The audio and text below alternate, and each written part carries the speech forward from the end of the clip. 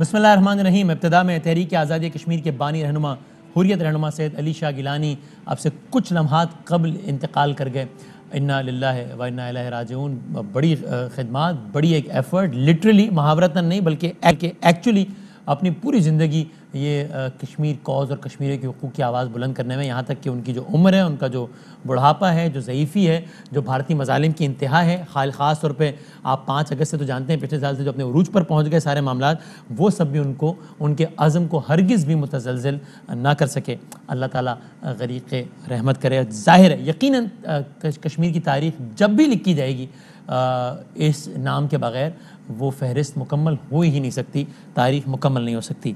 हम आज के प्रोग्राम में पाकिस्तान की सियासत के हवाले से बात करेंगे, लेकिन ज़रा आगे जाके इब्तिदा में हम चाहते हैं कि थोड़ा सा अफ़गानिस्तान का जो मामला है ये बड़ा इंपॉर्टेंट भी है, पाकिस्तान से बहुत रिलेटेड भी है। इस वक्त दुनिया की सबसे बड़ी ख़बर है और अक़वाम आलम में इस वक्त इससे बड़ा मौजू कोई नहीं है और पाकिस्तान से बराह रास्त एक ज़ाहिर मुतासरा फ़रीक़ है। हम आज के प्रोग्राम में कोशिश करेंगे कि ज़रा एक तो अमेरिका चलें कि वहाँ पर इस बारे में क्या सोचा जा रहा है, फिर पाकिस्तान में एक डिफेंस एनालिस्ट क्या सोचते हैं इस हवाले से, एक मेहमान उस हैसियत से, और दो हमारी वो मेहमान शख्सियात हैं इनको पाकिस्तान की सियासत पर तज्ज़िया करते हुए आप रोज़ाना सुनते हैं। लेकिन मैं चाहता हूँ, चूँकि उनका बड़ा एक आमियाना सा अंदाज़ भी है पाकिस्तान की पॉलिटिक्स पर कमेंट करने का और सारा कुछ, तो एक आम आदमी पाकिस्तान, आपने कल के प्रोग्राम में देखा जो मतलब एकेडमिया है या वो क्या सोचती है पाकिस्तान की कश्मीर ये अफ़गानिस्तान के कॉन्टेक्स्ट से, वो आपने देखा। लेकिन आज हम चाहते हैं कि एक आम आदमी कश्मीर की सूरत हाल को किस तरह देखता है, पाकिस्तान की सोसाइटी पे इसके क्या असरात होंगे, ज़रा सा हम इस एंगल पे भी बात करें। उससे पहले अपनी डिस्कशन के आगाज़ से पहले माफ़ कीजिएगा, आप ये देखिए कि कुछ नंबर्स हैं और नंबर्स कहते हैं ना कभी झूठ नहीं बोलते, उसमें ज़ाहिर है जो नंबर्स हम बता रहे हैं वो चूँकि करते हैं सोर्स टू सोर्स, तो हम अंदाज़न ये नंबर्स बता रहे हैं, इसमें कोई थोड़ा बहुत फ़र्क हो सकता है, बहुत ज़्यादा नहीं होगा इंशाअल्लाह। लेकिन ये अफ़गान जंग का मतलब क्या था, अमेरिका ने जो चढ़ाइयाँ की हैं इसका मतलब क्या था दुनिया के लिए, आप ज़रा ये देखिए। मतलब सबसे पहले आप ये देखिए, जो 2 दिहाइयाँ थी, अमेरिका की तारीख की सबसे बड़ी जंग है जो कल 31 अगस्त को इख्तिताम पजीर हुई है, जिसके बाद जो बाइडन ने खिताब भी किया और सारा कुछ। अफगान जंग के इस 20 साल में सबसे पहले ज़रा देखें कि जानी नुकसान कितना हुआ। कुल मिला के तो तकरीबन 2.5 लाख बंदा मारा गया, 20 सालों में 2.5 लाख बंदा मारा गया। इसमें आम शहरी थे तकरीबन 70,000, अमरीकी फ़ौजी, अगेन आप एग्जैक्ट नंबर्स भी देख रहे हैं, मैं आपको राउंड ऑफ बता रहा हूँ, 2,500 अमरीकी फ़ौज हैं, 1100 इत्तेहादी अफवाज और तकरीबन 60 से 70,000 या 70 से 80,000 अफगानिस्तान की मिलिट्री और पुलिस के रहनुमा जो मारे गए। इसमें जंगजुओं की तादाद मारे जाने वालों की थी तकरीबन 85,000, 136 सहाफ़ी मारे गए, इसमें अमेरिकन कॉन्ट्रैक्टर्स भी थे और भी बहुत सारी हलाकतें थीं जो कि इस दौरान हुई। अब ज़रा हम इसमें आगे बढ़ें और इसका जायज़ा लें कि सब पे पैसे कितने लगे, इस पर ख़र्चा कितना आया। तो अफ़गान जंग पर जो अखराजात थे ये थे तकरीबन $2.26 ट्रिलियन, 2.26 ट्रिलियन डॉलर्स, ये यानी 2,000 अरब डॉलर से ज़्यादा खर्चा आया। और इसका मतलब क्या है ये आपकी खिदमत में भी अर्ज़ करते हैं, 2,000 अरब डॉलर 2 सालों में, इसमें 900 अरब डॉलर। अब आप ये ज़रा ये फिगर कितना बड़ा है इसको आप ज़रा इसके पैमाने के लिए सोचिए। पूरा पाकिस्तान जो 1 साल में चलता है, यानी कि इस दफ़ा का बजट का अगर हम अंदाज़ा लगा लें कि बजट आउटले कितना होता है, इसमें पूरा पाकिस्तान चलना होता है, वो कितना है, वो है 45 बिलियन डॉलर। ये इस साल की बात है, वरना और ये ज़ाहिर है हर साल ज़्यादा होता है पिछले साल से। तो पूरा पाकिस्तान कितने साल, 1 साल में कितने का चलता है, 45 बिलियन डॉलर, 45 बिलियन डॉलर्स। और अमेरिका ने अफगान जंग में कितने झोंके हैं, 2,000 अरब डॉलर्स। यानी कि अब आप आइए ज़रा इस पर 45 अरब डॉलर का फिगर ज़हन में रखिए कि पूरा पाकिस्तान इतने में चलता है। अब 900 अरब डॉलर का अमेरिका का सिर्फ जंगी बजट था इन 20 सालों का। 500 अरब डॉलर कम से कम जंग के लिए कर्ज पर सूद था। 500 अरब डॉलर जंग के लिए जो कर्ज लिया उस पर सूद था सिर्फ। 400 अरब डॉलर से ज़्यादा इजाफी अखराजात थे। फिर आगे बढ़िए, तकरीबन 300 अरब डॉलर फोर्स के इलाज के अखराजात थे, सिर्फ फोर्स के इलाज के अखराजात थे। तकरीबन 60 अरब डॉलर्स अमेरिकन स्टेट डिपार्टमेंट का बजट था। सिर्फ स्टेट डिपार्टमेंट का अफगानिस्तान का 20 साल का बजट पाकिस्तान के पूरे साल के बजट से ज़्यादा है। जंगी अखराजात के लिए कर्ज ली गई रकम पर अमेरिका की कई नस्लों को सूद की मद में 6 खरब डॉलर्स अदा करना होंगे, 6 खरब डॉलर। अच्छा, अब सिर्फ जो बाइडन का नंबर ले लें जो उन्होंने कल दिया है, तो वो कहते हैं 20 साल तक अमेरिका ने रोज़ाना इसमें तकरीबन इस जंग में $300 मिलियन रोज़ाना खर्च किए। कहते हैं कम से कम $150 मिलियन, ज़्यादा से ज़्यादा अमेरिकन प्रेसिडेंट के मुताबिक जो उन्होंने कल कहा, एक दिन में $300 मिलियन खर्च किया है अमेरिका ने। इसका मतलब क्या है, यानी देखिए 20 सालों में बता रहे हैं $300 मिलियन, 20 सालों में होते हैं तकरीबन 7,300 दिन।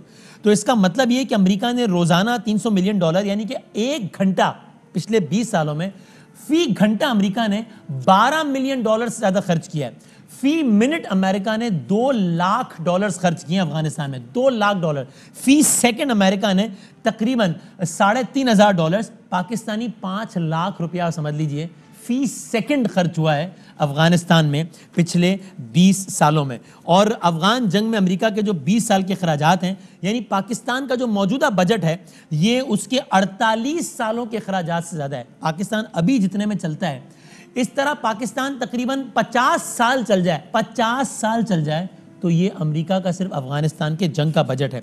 और आखिर में आप ये भी देखिए कि ये तो पैसा है ना, एक जान की कीमत दुनिया की किसी भी और पैसे से ज़्यादा होती है। खून कितना बहा है। वियतनाम की जंग में अमेरिका ने, जो कि 55 से 75 तक चली, कितनी हलाकतें हुई सिविलियन? तकरीबन 35 लाख। फौजी हलाकतें तकरीबन 4 लाख। आगे आइए, गल्फ वॉर पे आइए।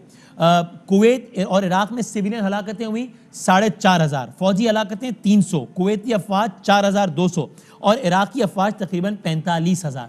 आपको याद है अफगानिस्तान के बाद इराक का चैप्टर भी खोला था अमेरिका ने। 2003 से 2011 तक इराक में सिविलियन हलाकतें कितनी हुई? 4.5 लाख। पुरतशद्दुद वाक़यात में हलाकतें कितनी हुई? 1.5 लाख। फौजी हलाकतें कितनी हुई इत्तेहादी अफवाज की? 300। अमेरिकन फौजी की हलाकतें तकरीबन 4,500। और आखिर में आइए शाम की जंग में, जो कि 15 मार्च 2011 से शुरू हुई और अभी तक ताहाल जारी है शाम की जंग। इसमें इसके नतीजे में कितने अफराद पनाह गुज़ीन हुए? तकरीबन 65 लाख अफराद बेघर हुए। और हुकूमत मुखालिफ फौजी और सिविलियन हलाकतें अगर आप सब मिला लें सिर्फ शाम में, तो ये एक मोहतात अंदाजे के मुताबिक 6 लाख से ज़्यादा है। ये सिर्फ शाम का फिगर है। तो इस तरह मिलियंस की हलाकतें, बिलियंस का खर्चा, और हाथ क्या है ये हम आप पर छोड़ते हैं या अपने आज के मेहमानों पर। मैं क्विकली मेहमानों की जाने बढ़ता हूं। हमारे साथ अमेरिका से मौजूद है डोनाल्ड ट्रंप के जो करीब समझे जाने वाली टीम थी, खास वजह मुसलमान, उनमें से एक है जनाब साजिद तारड़ साहब। बहुत शुक्रिया आपका एज ए डिफेंस एनालिस्ट तशरीफ़ फरमाएं। जनाब अमजद शुएब साहब, सर बहुत नवाजी, बहुत शुक्रिया। और हमारे अगले दो मेहमान, सर मैंने कहा पाकिस्तान के कॉन्टेक्स्ट में एक आम पाकिस्तानी और अफगानिस्तान की सूरत हाल, ये इनसे जानेंगे, पर अगले सेगमेंट में सियासत पे भी इनसे बात होगी। जनाब आरिफ हमीद भट्टी साहब लाहौर से, जनाब इरशाद भट्टी साहब इस्लामाबाद से, मैं चारों का बहुत शुक्रगुजार हूँ, आपने उन्हें अपना कीमती वक्त निकाला है। सबसे पहले क्विकली जरा आपसे आगाज़ करें, अगर अमेरिका से साजिद तारड़ साहब, ये कल तो बाइडेन ने ये सारे का सारा मलबा डाला है डोनाल्ड ट्रंप पे कि भाई मैं क्या करता, मेरे पास दो चॉइसेस थी, या मैं अफवाज की तादाद और बढ़ा देता या फिर निकाल देता। और फिर उन्होंने कहा मैं अपनी एक और नस्ल को इसमें झोंकना नहीं चाहता था, $300 मिलियन का रोजाना फिर से खर्च करना नहीं चाहता था, मजीद अपने फौजी मरवाना नहीं चाहता था। तो कई इंडिपेंडेंट एनालिस्ट भी ये कहते हैं कि आप अगर जज्बात की रो में बह के बाइडेन को गाली निकालना चाहते हैं तो निकाल दें, लेकिन हकीकत ये है कि बुश ने जंग शुरू की है, ट्रंप ने इख्तिताम पजीर की है, बाइडेन ने तो उसको खाली इस पर रस्मी कार्रवाई की है। साजिद तारड़ साहब, देखिए सबसे पहले तो मैं ये बताना चाहूंगा आपके देखने वालों को, आपका जो प्रीमियर था जिस तरीके से आपने शुरू किया कि इसमें से किसने खोया क्या पाया, लेकिन ये इसमें सबसे बड़ा जो अमल दखल है वो मिलिट्री इंडस्ट्रियल कॉम्प्लेक्स जो है, उसने अपना एक साइकिल चलाना होता है, वो चल रहा है उसका साल, उसके $3 ट्रिलियन हैं, उसमें लोगों ने खाया, उसमें कारजाई की फैमिली, कारजाई साहब की फैमिली बनी, गनी साहब की फैमिली बनी और कई फैमिलियां बन गई उनमें से। और आज जो आप बता रहे हैं, जिस तरीके से आप कंपेयर कर रहे हैं कि जो बाइडेन का इनखला और डोनाल्ड ट्रंप का इनखला, यहां से निकलना जरूरी था, ये तो जरूरी मानती, हर अमेरिकन मानता था, लेकिन इनखला का डिफरेंस था। उसमें यह था कि वहां सियासी हल छोड़ के आना था, डोनाल्ड ट्रंप साहब होते। और जिस तरह अगले दिन उन्होंने फरमाया खुद डोनाल्ड ट्रंप साहब ने कि एयर सपोर्ट सबसे आखिर में बंद की जाती है, इन्होंने सबसे पहले बंद कर दी। और उसके बाद लेकिन साजिद साहब इसका बाइडेन ने कल जवाब दिया है ना कि लोग कहते हैं कि वहां पे सोल्यूशन करके हमें निकलना चाहिए था। वो कहते हैं कि भाईजान जिस लम्हे आपने 2020 में कतर में साइन कर लिया मुल्ला अब्दुल गनी बिरादर के साथ, उस लम्हे तालिबान इतने तगड़े हो गए थे कि प्रैक्टिकली आप उनको फिर डिक्टेट नहीं कर सकते थे, फिर जो फैसला करना था उन्होंने करना था, क्योंकि फिर डायनामिक्स चेंज हो गए थे। यहाँ पे मैं आपको याद कराना चाहूंगा, डोनाल्ड ट्रंप साहब ने एक दफा नेगोशिएशन दोहा में बातचीत खत्म कर दी थी, जो ट्रिप आना था तालिबान का अमेरिका में, उसको उन्होंने पॉज कर दिया था। वो डोनाल्ड ट्रंप साहब अपनी टर्म पे नेगोशिएट कर रहे थे। और मैं यहाँ पे ये भी बताना चाहूंगा, अगले दिन उन्होंने अपने इंटरव्यू में कहा अगर मैं होता तो बागराम एयरबेस हम रखते, हम पूरी तरह से ना निकलते। और जिस तरीके से आज 200 सिटीजन्स को छोड़ के ये निकले हैं, अमेरिका का काम अभी खत्म नहीं हुआ। डोनाल्ड ट्रंप साहब इस तरह ना निकलते। अभी कहना था ना कि मैं होता तो अब ये कर देता, लेकिन अगर वो होते और तालिबान इतने तगड़े होते जितने आज हैं, और वो कहते कि 31 तक निकलो वरना फिर हमारी जिम्मेदारी नहीं है, फिर निकलना पड़ता। देखिए ना, मैं आपको हिस्टोरिकल रेफरेंस दे रहा हूं कि इवन द ट्रंप पीरियड में भी वो अपनी टर्म्स पे नेगोशिएट कर रहे थे। वो इस तरह नहीं थे कि जाके CIA का जो चीफ है वो मुल्ला ब्रदर की मिन्नतें कर रहा है कि मुझे घंटे दे दो, मिनट दे दो। इस तरह के हालात नहीं थे। और दूसरी बात यह है, अमेरिका आज भी सख्त रखता है लेकिन विल नहीं रखता। बात यह है, मैं दोबारा इलेक्शनों में नहीं जाना चाहता कि, और आज भी सबसे बड़ी बात यह है कि Biden is not a president.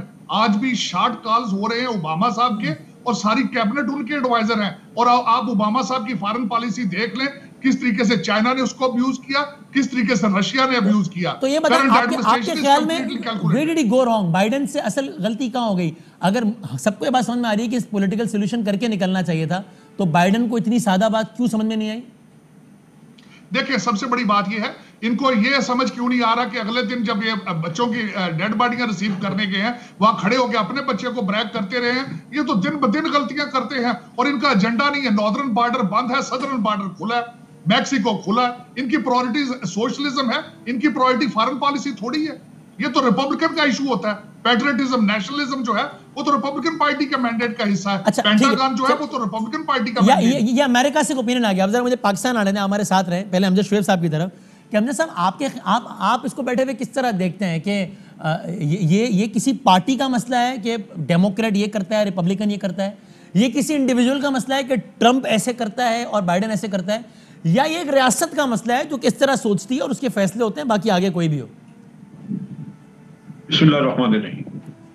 देखिए, अफगान आर्मी के जनरल समी सादत, हाईली क्वालिफाइड आदमी, इंग्लैंड का ट्रेंड, और वाहिद वो आदमी है जिसके ट्रुप्स ने लश्करगाह में तालिबान को फाइट दी और आखिरी वक्त तक उसके रहने तक तालिबान कब्जा न कर सके। ठीक है। अब उसने न्यूयॉर्क टाइम्स में अपनी वजाहत, अपना आर्टिकल लिखा। उसने कहा जी हमारी फौज जो है उसका मोराल उसी वक्त खत्म हो गया था जब अमेरिका हमें अबंडन कर गया और हमारे ऊपर से जाके इन्होंने एक एग्रीमेंट साइन कर लिया तालिबान के साथ, विड्रॉल। तो उस वक्त से उसने कहा कि हमारी आर्मी जो थी उसमें एक बददिली आनी शुरू हो गई और एक फीलिंग आ गई कि हमें अमेरिका छोड़ के अबंडन करके जा रहा है। ठीक है। ये आर्टिकल न्यूयॉर्क टाइम्स में छपा। सही है। उसमें उसने मजीद जो कहा, उसने अगर फोन पे ले सके अमजद शुएब साहब को। जी अमजद शुएब साहब, आ रही है आपको मेरी आवाज? अगर हम टेलीफोन पे ले लें अगर इसका। जी जी जी मेरी आवाज आ रही है आपको? जी आ रही। तो उन्होंने ये कहा जी कि हमारी अपनी अफगानिस्तान की एयरफोर्स जो थी वो 1-2 दिन के बाद, 4 दिन के बाद बस हो गई, क्योंकि कॉन्ट्रैक्टर जो थे वो अमेरिका ने विड्रॉ कर दिया। कॉन्ट्रैक्टर पहले ही जाना शुरू हो गए थे। ठीक, सर अफगानिस्तान के एंगल से बताया ना, अब जरा अमेरिका के एंगल से बताएं कि क्या, यानी ये अमेरिका क्यों उसी पे इतना खर्चा, इतना खून अमेरिका क्यों कूदता है? मैं उसी के देखिए उधर ही आए जो विड्रॉल की। देखिए दोनों तरफ गलती। अच्छा। पहली गलती कि जब आपने एग्रीमेंट साइन कर दिया और उसमें अफगानियों को हिस्सा नहीं बनाया हुआ था, तो नेचुरली अफगानी जो थे वो आउट ऑफ स्टेप थे और उनको, उनकी आर्मी को सेंस ऑफ अबंडनमेंट आई। दूसरी, और वो एग्रीमेंट तो अमेरिका ने साइन किया। दूसरी तरफ ये है कि जब अमेरिका ने विड्रॉ कर ली अपने कॉन्ट्रैक्टर, तो इनकी एयरफोर्स जो है वो बस हो गई। और तीसरा इशू ये है कि इनको एमुनिशन की शॉर्टेज आनी शुरू हुई। अब जब आप विड्रॉ कर रहे हैं वहां पे, तो आपको जाने से पहले ये सारे एलिमेंट्स जो हैं इनको टाई अप करके निकलना चाहिए था, ताकि वो फौज जो वो अपने तौर पे लड़ सके अपनी जान। वो अमेरिका पे डालता है, वो ये कहता है कि जी अमेरिका ने हमें एक वक्त पे आके बेयारो मददगार छोड़ दिया, और चूंकि उन्होंने जाना ही था लिहाजा हमारी बातों को सुनता नहीं था उसको।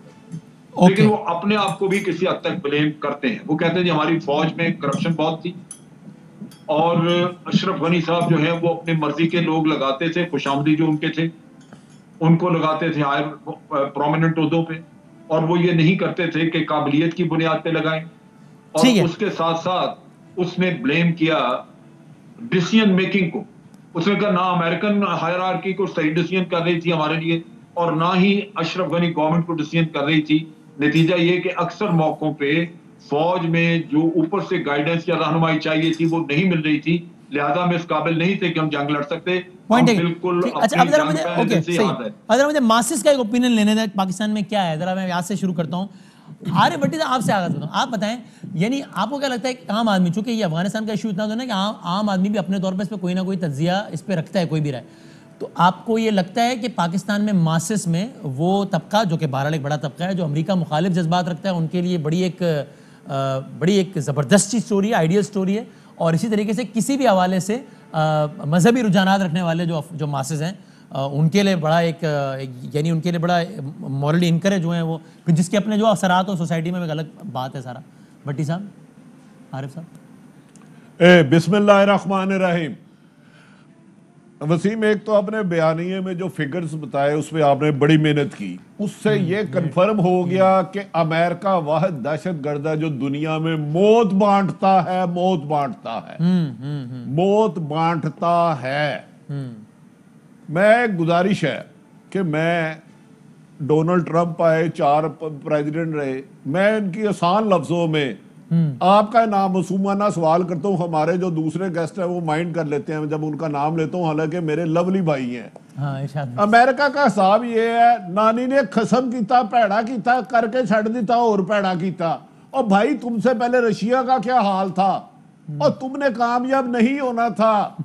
अमेरिका 20 साल तक खरबों डॉलर लगाता रहा। किसी भी मुल्क की फौज को तैयार किया जाता है दूसरी मुल्क की फौज के साथ लड़ने के साथ, अपनी अवाम के साथ फौज को तैयार नहीं किया जाता। एक गलती इनकी ये हो गई। ओके। जब दोहा में एग्रीमेंट हुआ उसी दिन अमलन अमेरिका के डेथ वारंट निकल आए। अब ट्रंप ने क्या कहा, जो बाइडन ने क्या कहा, फलां ने क्या कहा, ढिमक ने क्या कहा, ओ भाई हार मान जो। आप मुझे बताए ना कि जब जिस दिन इन्होंने दोहा में मुज़ाकरत किए, इन्होंने बकौल इनके के दुनिया की सुपर पावर है अमेरिका, ये बिल्ली को चूहा बना देती है, गधे को हाथी बना देती है। और भाई आपने 3 लाख फौज को ट्रेनिंग दी, वो रेत की दीवार हुई तालिबान के आगे। आपकी कंपिटेंसी ये है, आपकी नहली है, आप बहादुर नहीं है, आप मक्कार है, आप चलाक हैं। आपने मसला जरूर किया, उधर आए अपनी मर्जी से, भगाया तालिबान। जब जिस दिन वो 16 को आए, अशरफ गनी के साथ एक डेलीगेशन तालिबान का अंदर गया। अशरफ गनी को पहले फैसला किया गया, ये अमजद शुएब सब जानते होंगे कि इसको मार देते हैं।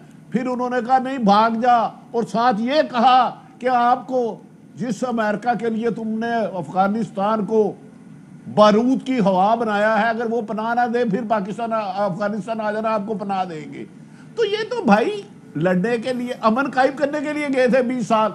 अगर अमन कायम करने के लिए गए थे, अमेरिका मान लिया, भाई अभी तो आप उधर थे तो दैश ने हमला कर दिया। आप कहते हो कि हम दैश और अलकायदा को खत्म करने गए थे। आप जब की फौज आपकी काबुल एयरपोर्ट पे थी, आप पर अटैक हो गए।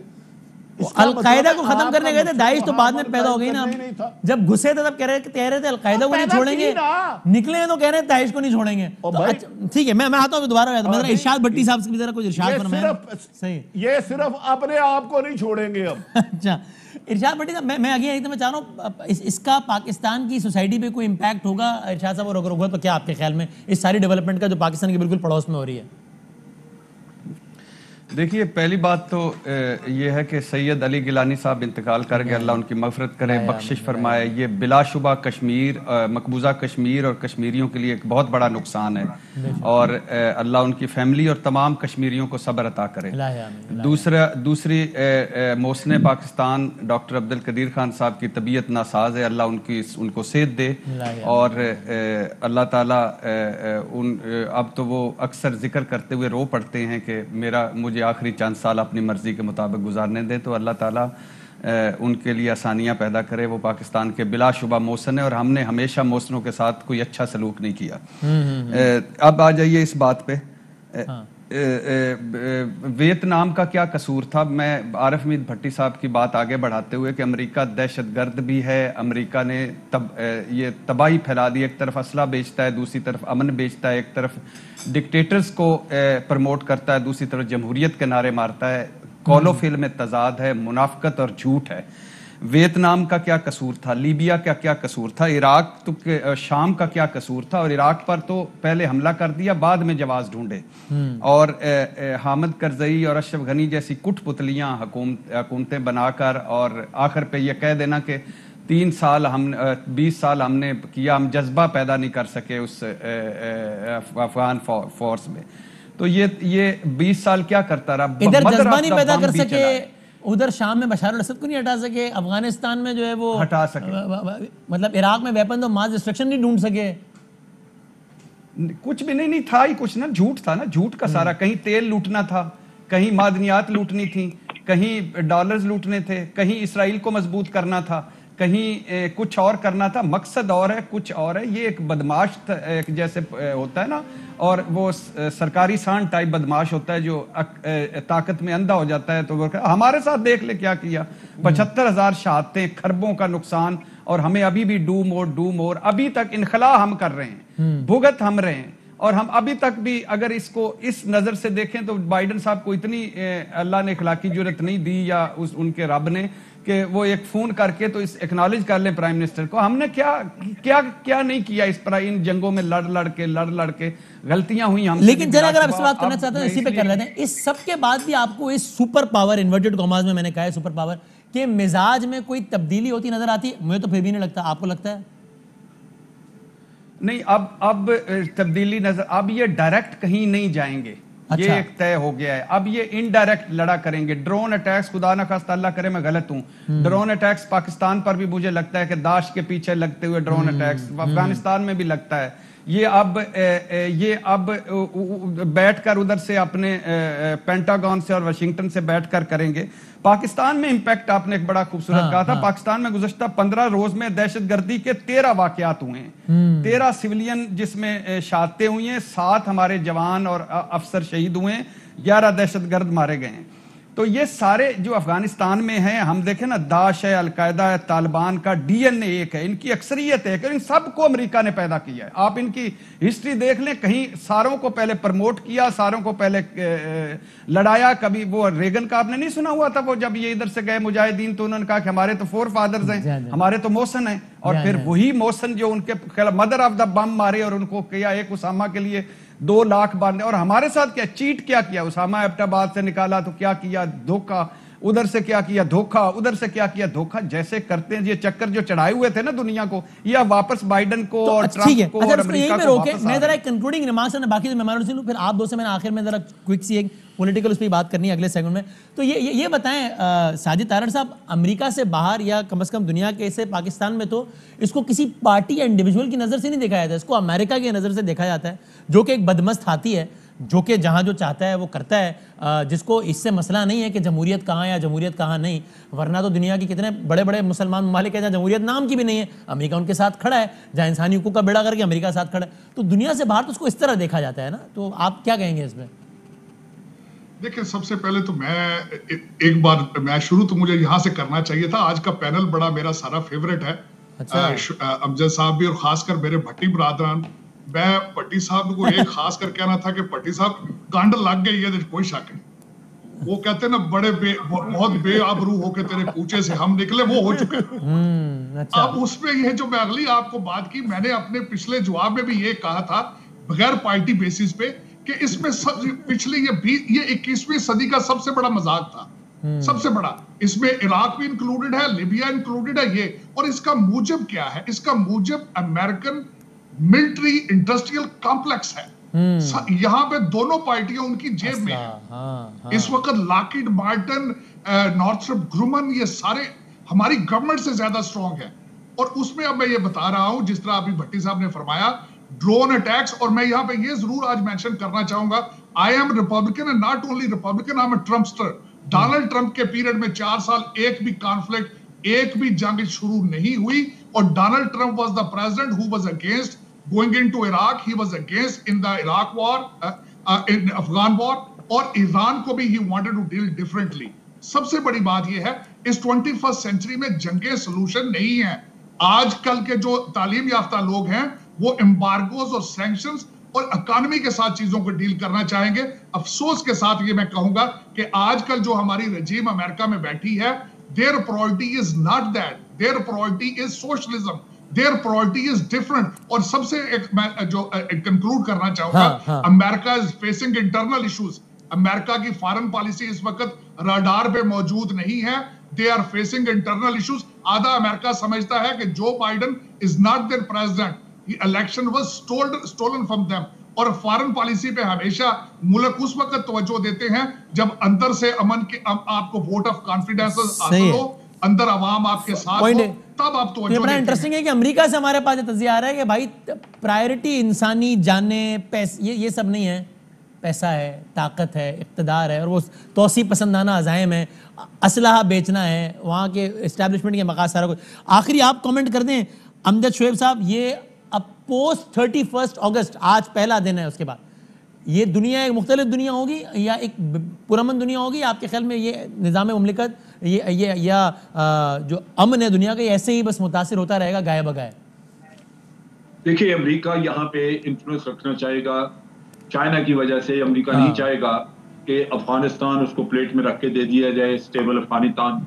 अब इन्फ्लुएंस रखने के दो तरीके हैं, या तो आज अफगानिस्तान का खर्चा उठा लें क्योंकि अफगानियों का बुरा हाल है, पहली तारीख को तनख्वाह देने तक के पैसे नहीं है लोगों को, और अभी वो उनके अदारे जो हैं वो फाल नहीं हुए। जिस दिन उनकी पुलिस, इंटेलिजेंस, आर्मी वगैरह सारी वो सीधा कर लेंगे, उनको पैसा चाहिए, तो वो खर्चा सिर्फ मगरबी दुनिया उठा सकती है, बाकी यहाँ किसी ने नहीं उठाना। तो उस खर्चे को अगर ये देंगे तो इनका इन्फ्लुएंस बड़ा बढ़ जाएगा वहां पे, और फिर ये अपनी मर्जी करवा सकेंगे। दूसरा है कि उसकी स्टेबिलिटी खत्म कर दें। अगर पैसा नहीं लगाना तो फिर वहां पे 20 साल में जो प्रॉक्सीज रखी है इंडिया ने और इन्होंने, उनको एक्टिवेट करें और वहां पे टेररिज्म शुरू करा दें, तो तब भी चाइना वहां नहीं आ सकता। तो अफगानिस्तान की सिचुएशन इस वक्त बिल्कुल वाज़ेह नहीं है कि वहां आगे अमन आएगा या वहां पे आगे फिर इंतशार। थैंक यू सर, बहुत ठीक है, पॉइंट टेकन। और ये भी कहा जाता है कि कंट्रोल्ड क्योस भी अमेरिका को, बल्कि क्योस अमेरिका को सूट करता है। ऐसे कि अगर ये रीजन पुरअमन रहा तो पाकिस्तान, चाइना, तेहरान यानी ईरान, अफगानिस्तान, रशिया, फिर बेल्ट रोड इनिशिएटिव, सी पैक, ये सारी चीज़ें परवान चढ़ेंगी तो अमेरिका को हरगिज़ भी अच्छा नहीं लगेगा। तो वो इतना असला वसला सब वहाँ छोड़ गए हैं अफगानिस्तान में कि भाई अब इस खत्ते में गंद होती रहे, ताकि जो है वो ये मामला भी ख़राब होते रहें। बहुत शुक्रिया साजिद तारड़ साहब और अमजद शुएब साहब का। ज़रा ब्रेक के बाद हमारे साथ भट्टी बरादरान बकौल साजिद तारड़ साहब मौजूद होंगे। क्विकली ज़रा पाकिस्तानी सियासत के हवाले से भी कुछ एक दो बातें हैं, उनसे करते हैं ब्रेक के बाद।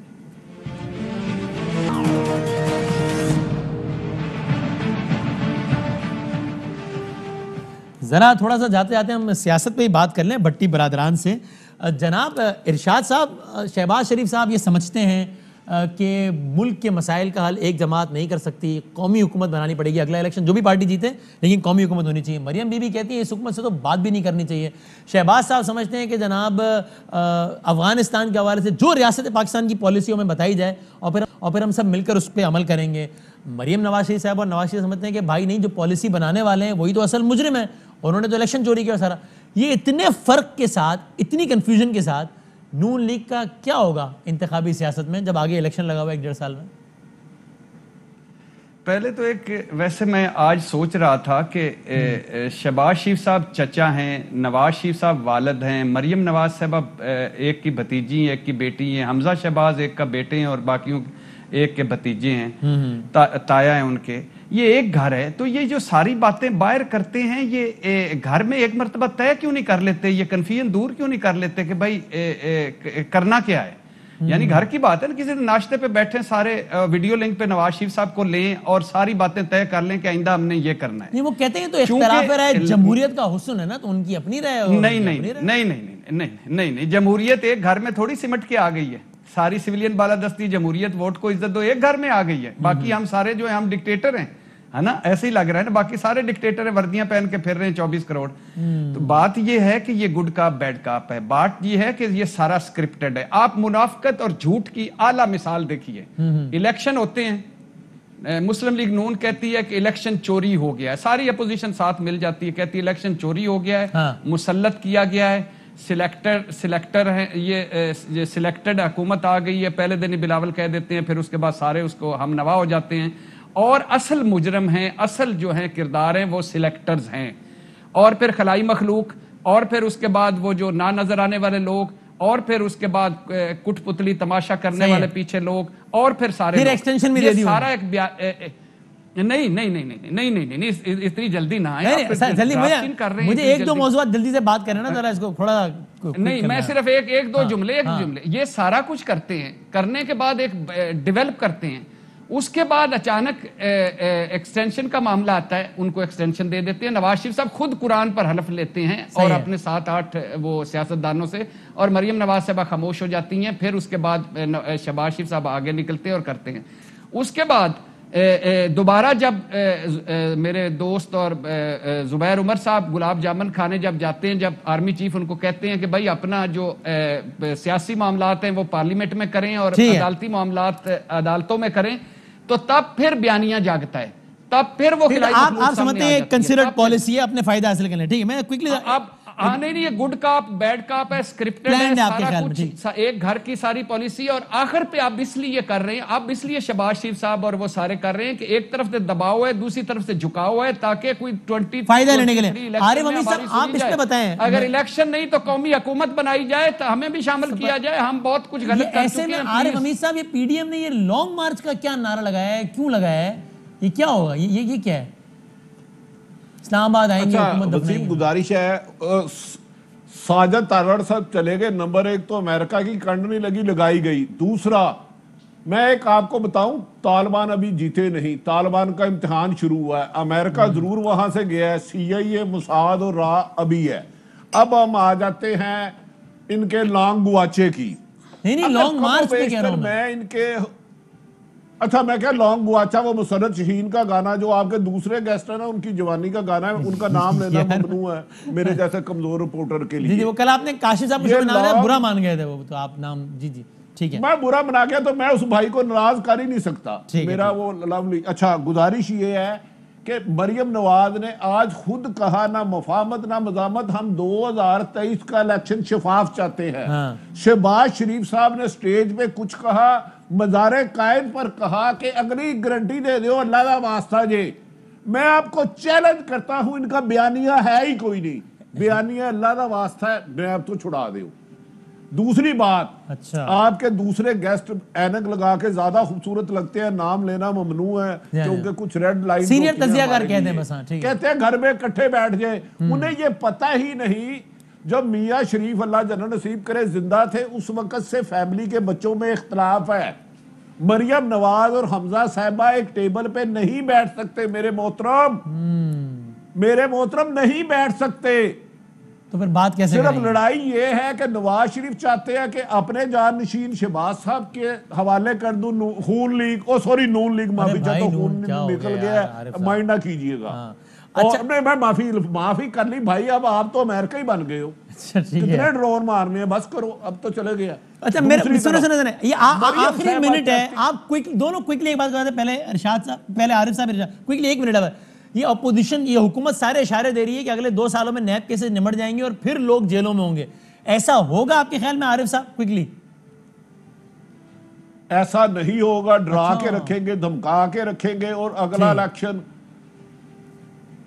एक तब्दीली के बाद बताऊंगा। वो समझ गया मैं। भाई इरशाद साहब, आखिरी जुमला। देखिए, मेरा कहना, इस मुल्क में अगर कोई कानून है, अगर कोई आइन है, अगर कुछ चीज है, बड़ों के लिए भी कोई पूछने वाला, हिसाब करने वाला चीज है, तो ये बाहर क्या कर रहे हैं? अच्छा, इनको केसेस या खत्म हो या अंदर जाएं यार, ये क्यों? ये अगर लूटा हुआ है तो वापस करें, नहीं लूटा हुआ तो जान छोड़े। ये क्या मजाक बना हुआ है इस कौम के साथ? ठीक है, बहुत शुक्रिया जी आरिफ हमीद भट्टी साहब और सीनियर तज्जियाकार साहब, नाम मैं भी ना लूं क्योंकि वो नाराज हुए थे कल, तो दोनों का बहुत बहुत शुक्रिया। हम ब्रेक के बाद कंक्लूड करते हैं अपने।